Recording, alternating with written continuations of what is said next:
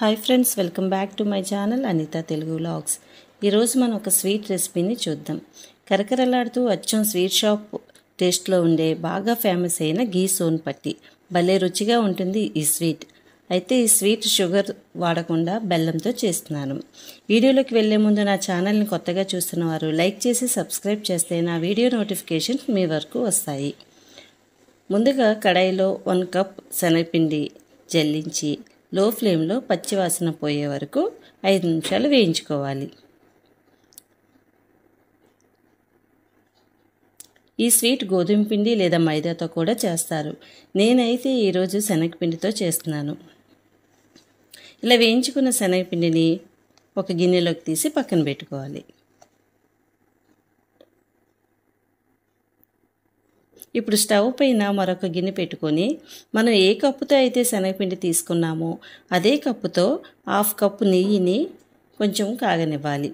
మరి ఎక్కువ పొగలు వచ్చే వరకు కాకుండా ఈ నెయ్యిని మనం వేయించుకున్న శనగపిండిలో వేసి ఎక్కడా ఉండలు లేకుండా కలుపుకోవాలి.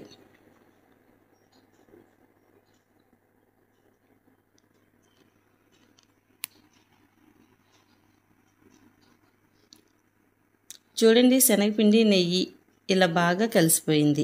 ఇప్పుడు చిన్న చిన్న గిన్నెలు లేదా ట్రే కానీ మనకు నచ్చిన ఏదైనా మౌల్డ్ తీసుకుని దానికి నెయ్యి రాసి ఇలా జీడిపప్పు బాదం పెట్టుకొని పక్కన పెట్టుకోవాలి.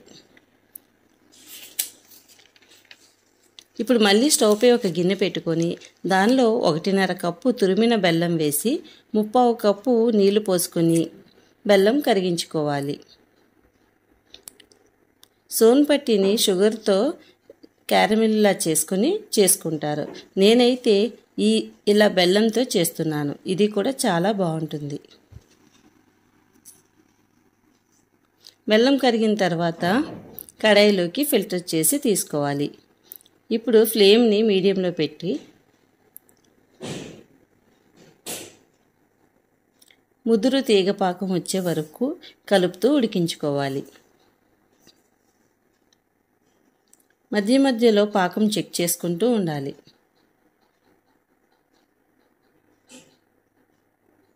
పాకం తీగపాకం కన్నా ఇంకా ముదురు తీగపాకం రావాలి. ఇంకొంచెం ఉడికించుకుందాం.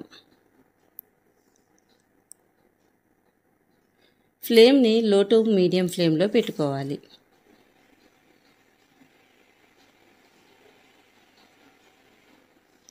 ఇప్పుడు చెక్ చేసుకుందాం. ఇలా ముదురు తీగ పాకం రావాలి.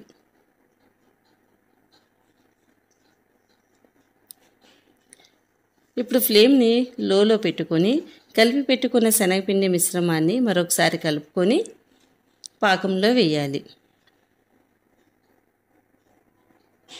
శనగపిండి వేసిన తర్వాత స్టవ్ మీడియం ఫ్లేమ్లో పెట్టుకొని బాగా కలిపి ఇది ఉడుకుతూ ఉంటుంది.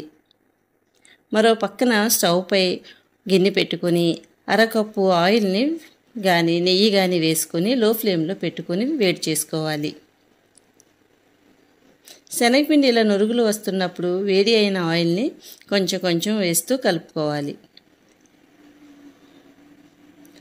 నూనె అయితే బాగా వేడిగా ఉండాలి. అప్పుడే మనకు టెక్స్చర్ పర్ఫెక్ట్గా వస్తుంది. ఫ్లేమ్ అయితే మీడియంలో ఉండాలి.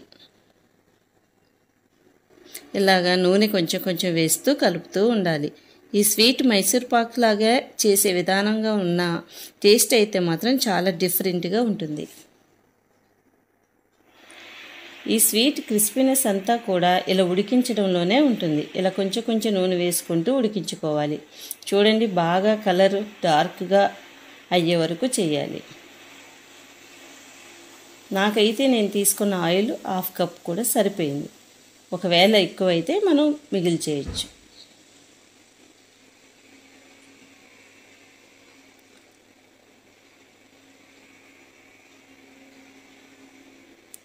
అడుగంటకుండా అలా కలుపుతూ ఉండాలి.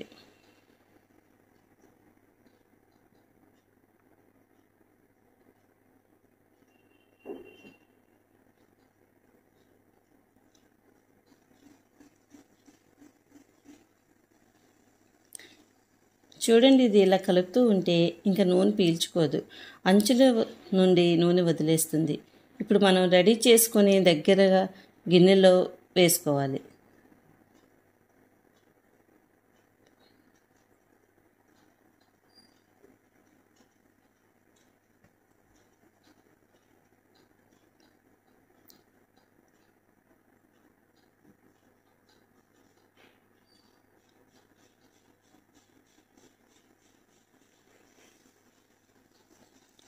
ఇలా గిన్నెలో కానీ లేదా ట్రేలో కానీ చక్కగా వేసుకొని చల్లగా అయిన తర్వాత ఇలాగా డిమోల్డ్ చేయాలి.